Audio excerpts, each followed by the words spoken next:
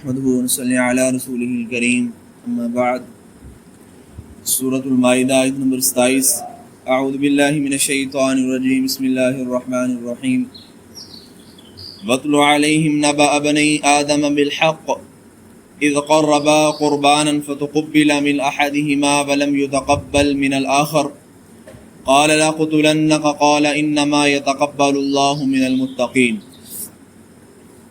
قرآن کوئی تاریخ اور قصے کہانیاں کی کتاب نہیں ہے، بلکہ قرآن کے اندر اللہ تعالیٰ کے احکامات اور اللہ تعالیٰ کی نصیحت اور معزت کا ذکر ہے۔ تو اگر قرآن کسی جگہ قصہ بیان کرتا ہے تو وہ مکمل قصہ نہیں بیان کرتا، وہ مکمل بات نہیں کرتا کہ فلاں قصے کا نام کیا تھا، وہ کب پیش آیا، اس میں جو آدمی تھے ان کے نام کیا تھے، اس کے بیٹے کے نام کیا تھے۔ تو یہ مکمل تفصیل کے ساتھ قرآن نہیں بیان کرتا، کیونکہ قرآن قصے اور کہانی کی کتاب نہیں ہے، اللہ تعالیٰ کے احکامات کی کتاب ہے۔ تو بعض دفعہ جس جگہ مطلوب ہوتا ہے قرآن اس جگہ حکم پیدا کرتا ہے، یعنی کوئی واقعہ ہے تو اس کو 2-3 جگہ پر قرآن دہراتا ہے، ہر جگہ پر اس واقعے کا علیحدہ انداز ہوتا ہے اور ہر جگہ اس واقعے کا علیحدہ مطلوب اور مقصود ہوتا ہے۔ تو سابقہ آیات میں یہ بات گزری تھی کہ بنی اسرائیل کو حکم دیا کہ وہ شام جائیں اور شام جا کر جہاد کریں اور علاقے کو فتح کریں۔ تو وہاں پر جہاد کا حکم دیا تھا، جہاد میں قتال بھی ہوتا ہے، لڑنا بھی ہوتا ہے، بعض دفعہ جان دینی پڑ سکتی ہے، جان لینی بھی پڑ سکتی ہے، لیکن اس آیت میں اللہ تعالیٰ نے حکم دیا کہ ناحق کسی آدمی کو قتل نہ کیا جائے۔ سابقہ آیات میں یہ بات تھی کہ حق پر اگر قتل کرنا پڑے تو قتل کر سکتے ہیں، اب اس آیت میں اس واقعے میں اللہ تعالیٰ نے ارشاد فرمایا کہ ناحق کسی کو قتل نہیں کرنا چاہیے۔ تو یہ واقعہ حضرت آدم علیہ السلام کے 2 بیٹوں کا واقعہ، حابیل اور قابیل کا، تو ان کا اللہ تبارک و تعالیٰ یہاں تذکرہ فرما رہے ہیں کہ وَاتْلُ عَلَيْهِمْ نَبَأَ بَنِي آدَمَ بِالْحَقِّ، کہ آپ صلی اللہ علیہ وسلم حضرت آدم علیہ السلام کے 2 بیٹوں کی خبر، 2 بیٹوں کا واقعہ ان کے سامنے پڑھیے، حق سچ کے ساتھ پڑھیے، یعنی سچا واقعہ ان کے ساتھ پڑھ کر سنائیے۔ اب دیکھیں، نبا کہتے ہیں خبر کو، عام روٹین کے مطابق اسی بڑی خبر کو نبا کہا جاتا ہے، جس طرح عما یتساءلون عن النبأ العظیم، کہ بڑی عظیم خبر۔ تو یہاں نبا سے مراد عظیم خبر ہے، عظیم واقعہ ہے۔ تو آدم علیہ السلام کے 2 بیٹوں کا واقعہ سچا بیان کیجئے۔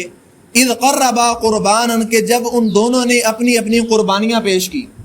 اب دیکھیں، قربان قرب سے ہے، قربانی کی جاتی ہے اللہ تعالیٰ کا قرب حاصل کرنے کے لیے، اللہ تعالیٰ کی رضا کے لیے۔ جب انسان کوئی چیز وقف کرتا ہے تو اس کو قربانی کہی جاتی ہے۔ واقعہ اس طرح ہے کہ حضرت آدم علیہ السلام کے پہلی حمل میں جوڑے پیدا ہوئے۔ اس وقت کیونکہ انسانیت کی ابتدا تھی، زیادہ انسان پیدا نہیں ہوئے تھے، تو پہلے حمل سے حابیل اور ان کی بہن پیدا ہوئی، اور دوسرے حمل سے قابیل اور ان کی ہمشیرہ پیدا ہوئی۔ تو اس وقت یہ اصول تھا کہ پہلا جو جوڑا ہوگا وہ دوسرا جوڑا اس کے لیے غیر محرم ہوگا، یعنی پہلا جوڑا دوسرے جوڑے سے نکاح کر سکتا ہے، یعنی حابیل کا قابیل کی بہن سے نکاح ہوگا اور قابیل کا حابیل کی بہن سے نکاح ہوگا۔ اور یہ بات ذہن میں رکھیں کہ قابیل قاتل ہے، حابیل مقتول ہے۔ قاتل کو یاد رکھنے کے لیے قاتل کا لفظ بھی قاف سے شروع ہوتا ہے اور قابیل کا لفظ بھی قاف سے شروع ہوتا ہے، تو یہ یعنی یاد رکھنے کا آسان طریقہ ہے۔ تو اس وقت اصول یہ تھا کہ حابیل کا قابیل کی بہن سے نکاح، قابیل کا حابیل کی بہن سے نکاح۔ تو اس طرح ہوا کہ قابیل کے ساتھ جو ہمشیرہ پیدا ہوئی وہ خوبصورت تھی، اور حابیل کے ساتھ جو اس کی بہن پیدا ہوئی وہ خوبصورت نہیں تھی۔ تو قابیل نے کہا کہ میں حابیل کی بہن سے نکاح نہیں کروں گا، بلکہ میں اپنی بہن سے نکاح کروں گا، یہ زیادہ خوبصورت ہے۔ آدم علیہ السلام نے کہا کہ ایسا نہ کرو، یہ اصول کے خلاف ہے۔ تو کہنے لگا کہ نہیں، میں ایسا ہی کروں گا۔ آدم علیہ السلام نے کہا اچھا ایسا کرو، پھر اللہ کے ہاں دونوں قربانیاں کرو، جس کی اللہ قربانی قبول کر لے وہ اسی کے حق میں ہوگی۔ تو اس وقت قربانی کا طریقہ یہ ہوتا کہ کوئی بھی صدقے کی چیز آسمان کے سامنے لا کر رکھ دی جاتی، میدان میں اللہ کی طرف سے آگ آتی، اس کو کھا جاتی، یعنی جلا دیتی، تو اس کے ہاں قربانی قبول ہو جاتی۔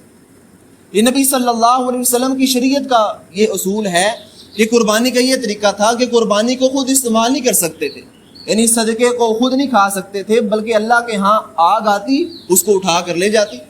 اب شریعت محمدی صلی اللہ علیہ وسلم نے یہ بات ہے کہ صدقے کو یعنی غرباء میں تقسیم کیا جائے, غرباء اس کو کھا سکتے ہیں, سب کچھ کر سکتے ہیں. تو حابیل کیونکہ ان کے پاس جانور تھے, انہوں نے موٹا تازہ جو بکرا تھا وہ اللہ کے ہاں انہوں نے قربان کیا, صدقہ کیا. تو قابیل غلہ کرتا تھا, یعنی تجارت کرتا تھا, کھیتی باڑی کرتا تھا, اس نے غلے کا کچھ مال اللہ کے ہاں صدقے کے لیے دیا. اوپر سے آسمان سے آگ آئی, اس نے حابیل کی قربانی کو قبول کر لیا اور قابیل کی قربانی کو قبول نہیں کیا. تو جب یہ بات ہوئی, اصول کے مطابق ہوئی, تو قابیل کہنے لگا حابیل کو کہ میں تجھے ضرور قتل کروں گا, میں تجھے قتل کروں گا, یعنی حسد کی آگ کی وجہ سے قتل کروں گا. تو اللہ تعالیٰ اسی کو ارشاد فرما رہے ہیں کہ اذ قربا قربانا, کیا جب ان دونوں میں سے ہر ایک نے قربانی کی, فتقبل من احدہما, ان میں سے ایک کی قربانی قبول ہو گئی, ولم یتقبل من الاخر, اور دوسرے کی قربانی قبول نہیں ہوئی, قال لاقتلنک, تو قابیل نے کہا کہ میں ضرور تجھے قتل کروں گا. قال انما یتقبل اللہ من المتقین, حابیل نے یہ بات کہی کہ اللہ تعالیٰ متقین سے قربانی قبول کرتے ہیں. لیکن حضرت حابیل نے بڑی اہم بات کی ہے کہ اللہ تعالیٰ ہمیشہ متقین کی قربانی قبول کرتے ہیں. اب دیکھیں یہاں پر جو لوگ حسد کرتے ہیں, حسد میں آ کر, تو ان کو خود اس بات کا خیال کرنا چاہیے کہ ہمارے پاس یہ جو نعمت نہیں ہے یہ ہماری اپنی ہی نافرمانی کی وجہ سے ہے. لوگ دوسروں کی نعمت چھیننے میں لگے رہتے ہیں کہ ہمارے پاس یہ نعمت آ جائے. تو حضرت حابیل نے بڑی اہم بات کی ہے کہ اللہ تعالیٰ پرہیزگاروں کی قربانی قبول کرتا ہے, اللہ تعالیٰ پرہیزگاروں کا عمل قبول کرتا ہے. حضرت عامر بن عبداللہ رضی اللہ تعالیٰ عنہ, ان کا وقت قریب آیا تو رونے لگے. لوگوں نے جو پاس لوگ بیٹھے تھے پوچھا کہ حضرت آپ کیوں رو رہے ہیں, آپ کو تو بڑے اللہ والے ہیں, بڑے اچھے اعمال کرتے ہیں. تو کہنے لگے کہ اس بات کا مجھے غم ہے کہ اللہ تعالیٰ انما یتقبل اللہ من المتقین, کہ اللہ پرہیزگاروں کے اعمال قبول کرتا ہے. میں تو پرہیزگار نہیں ہوں, میں تو متقی نہیں ہوں, اللہ تعالیٰ تو متقین کے جو ہے وہ اعمال قبول کرتے ہیں.